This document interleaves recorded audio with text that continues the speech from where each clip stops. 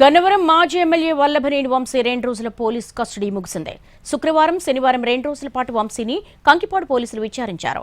నకిలీ ఇళ్ల పట్టాల పంపిణీ కేసులో వంశీ నుంచి వివరాలు తెలుసుకునే ప్రయత్నం చేశారు పోలీసులు.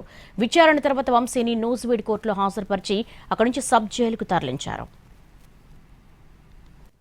వైసీపీ నేత గన్నవరం మాజీ ఎమ్మెల్యే వల్లభనేని వంశీ తీవ్ర అనారోగ్య సమస్యలతో బాధపడుతున్నారు. శుక్రవారం రాత్రి వంశీ తీవ్ర అస్వస్థ గురవడంతో వెంటనే కంకిపాడు ప్రభుత్వాసుపత్రికి తరలించారు.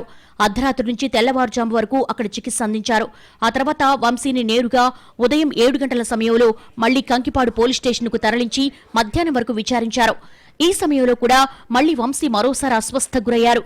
అనంతరం ప్రభుత్వాసుపత్రికి తరలించి ట్రీట్మెంట్ అందించారు.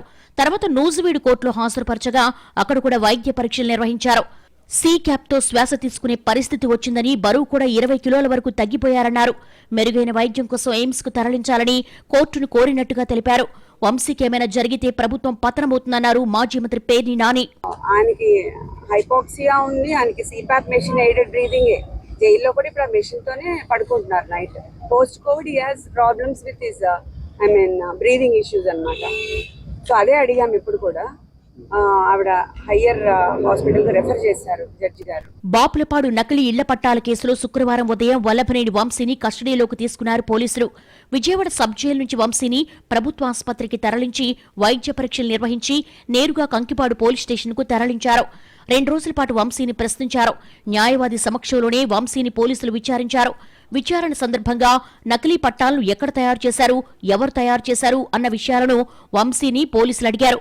2019 ఎన్నికల సమయంలో అర్జెంటుగా ఇళ్ల పట్టాలను పంపిణీ చేయాల్సిన అవసరం ఏమొచ్చిందని పోలీసులు వంశీని ప్రశ్నించారు. నకిలీ పట్టాల తయారీలో ఇంకా ఎవరెవరు సహకరించారో, అధికారుల సహకారం ఎంత అన్న విషయాలను కూడా వంశీని అడిగినట్టుగా సమాచారం. నకిలీ ఇళ్ల పట్టాలతో తనకు సంబంధం లేదని వంశీ సమాధానం చెప్పినట్టుగా